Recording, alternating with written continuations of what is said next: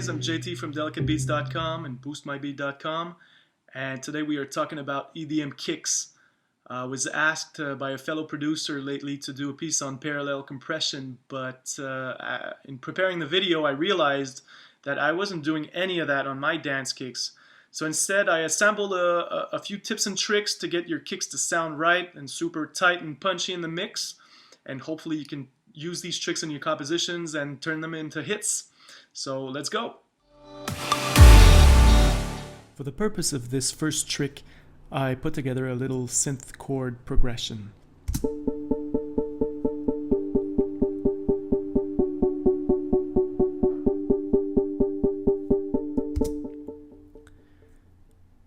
The root note is D.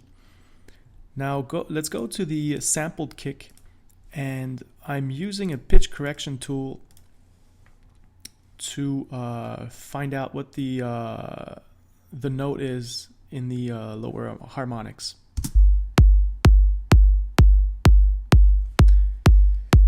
So I'm getting G. So the first way to tune down the kick to D is using the pitch shifter. So in Logic there's a plugin for that. I know that in Ableton I think you can do it right off the track. And I lowered the kick to 5 semitones. Now I could go ahead and just bounce this and re-import it into my session, but because I like to have more flexibility with the the decay time of the bass note and all that, I brought in a synth drum. This is Ultrabeat in Logic. Again, there are plugins that do that. I think I saw a Morgan Page video once, and I think he was using some cheap, super cheap, or even free plugin. But basically, I'm just using the 808 kick, and what I've done is move the pitch down to D0.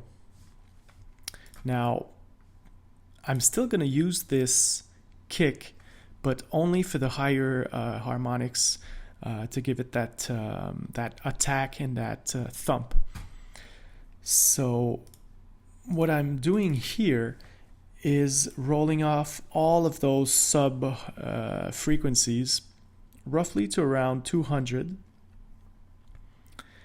and I'm layering the Ultrabeat below that.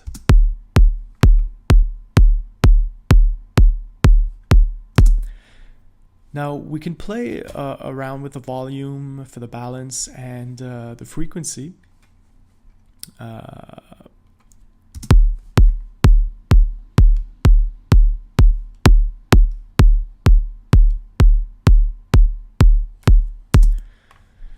Personally, I like to just feel it. I don't want to hear too much of it.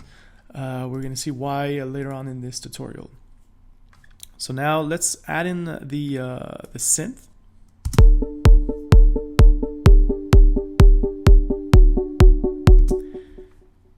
And just for the sake of the argument, let's go back to G0, which was the root note of our first sampled kick. And I'm going to gradually move down to D0 to show you the difference.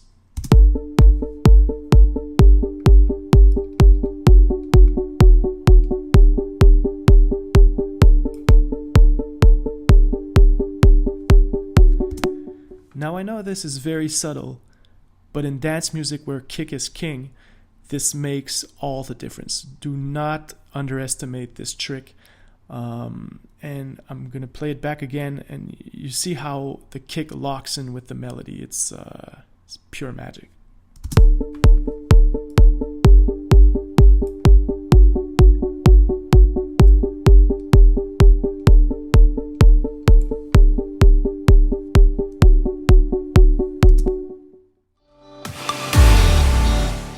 Our kick is sounding not bad at all, but I just want to explore more layering options with the sub 808 to make sure that I'm getting as much texture and I'm making the kick as interesting as possible. So we started off with that. And now I'm trying this disco kick to see if a little, like vinyl, dirt, or room sound would be interesting.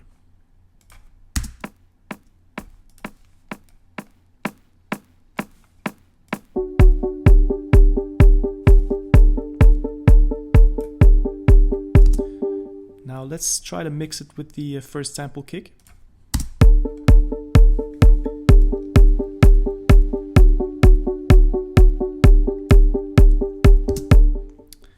And just for the sake of the example, I even brought in almost like a hard style kick, very, very stiff and punchy.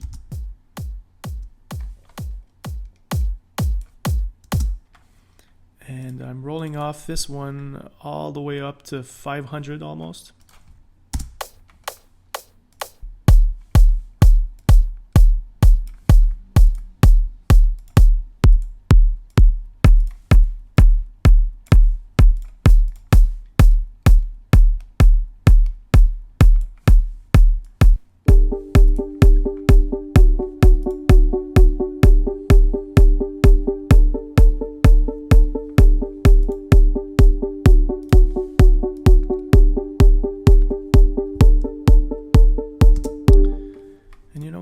I think I'm gonna stick with my first option, but with just a little bit of this open hi-hat, 909 open hi-hat in this kick, just to give it a bit more high end.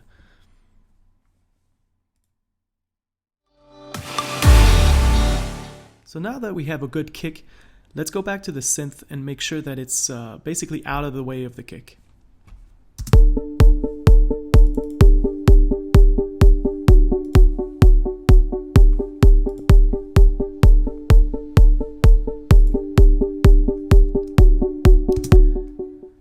So looking at the analyzer, I can see that there's a lot of stuff happening below, 150, 200 that is not really needed for the sound that I'm going for, and that's basically in conflict with the subharmonics of the 808 kick.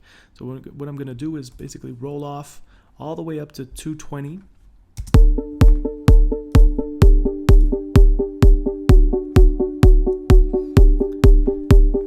And I feel that this big peak here is creating mud, and I don't really need that for the sound that I'm going for. So I'm just gonna, make a big dip around that area.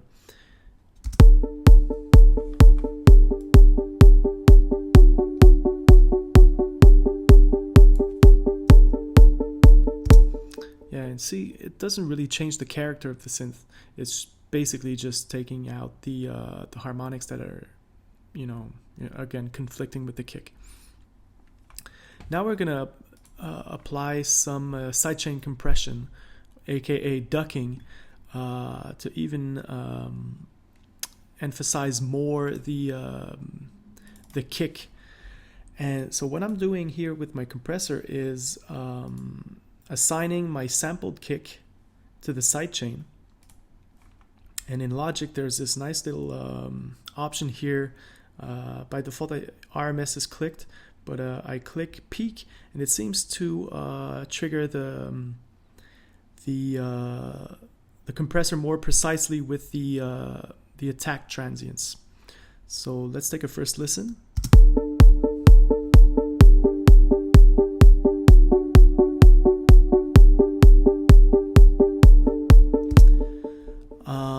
Back in the day, you wouldn't apply more gain reduction than, say, 4 or 5 dBs. But these days, since sidechain compression has become like a standard, people are going all the way up to 8, 10, and even 12 dBs. So it's up to your liking. If the effect is cool, there's no real rule around this. I tend to stick around 10 because over that, it doesn't necessarily stick with the kick as much, but you need to play around with it a bit. So what I'm going to do here is play around with the attack and the release. so that the graphical interface really locks in with the groove of my beat.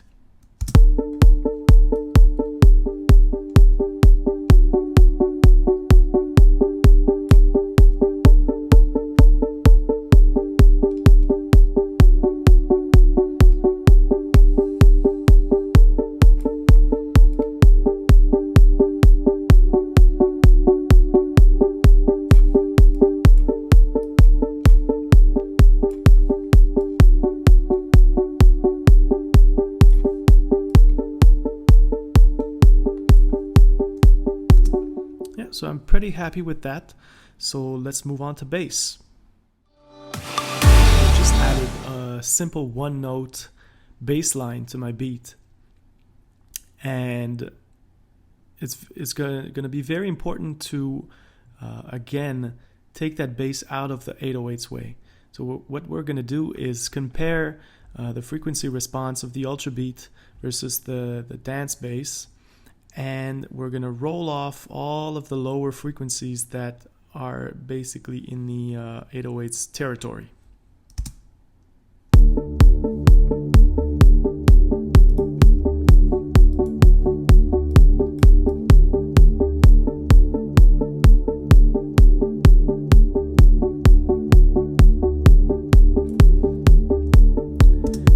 Trick that I got from using low and high cuts all the time. Look at how the curve here is matching the lower harmonics of my bass.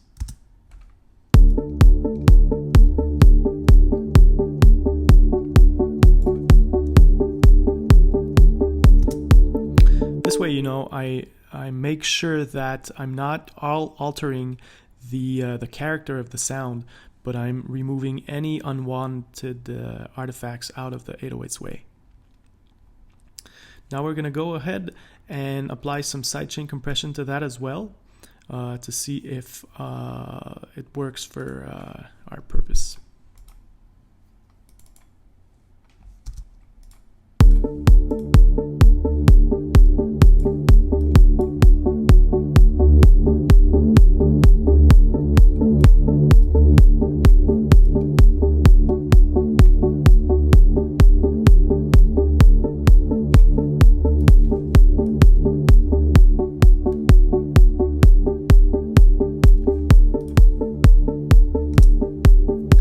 I like what I'm hearing, but I want to try out something completely different where I'm basically playing notes only when the kick is not playing. So what I'm going to do instead is chop up this bass.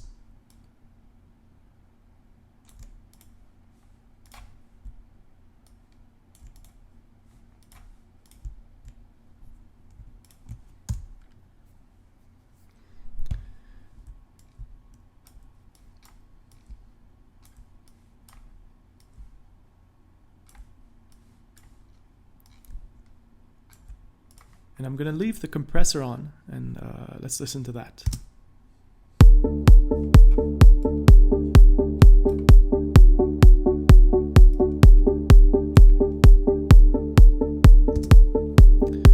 So this makes for a much tighter sound. Depends on what type of beat you want to make. But I'm kind of liking that, so I might go from there, use this as an intro, for example, and then change the chord progression for the drop and then the chorus. Who knows? I'm going to stop here today. I think that you get the idea of, tuning the kick, getting a higher kick for the thump and the punch, and then basically building your arrangement around the kick. It's very important, I think, in EDM to keep the kick at the forefront and move everything outside of the way for the arrangement. So thank you for listening. Don't forget to watch my other videos, subscribe to the channel, pay me a visit on my websites, delicatebeats.com, boostmybeat.com, and feel free to ask any questions in the comments. So again, thank you, and see you around.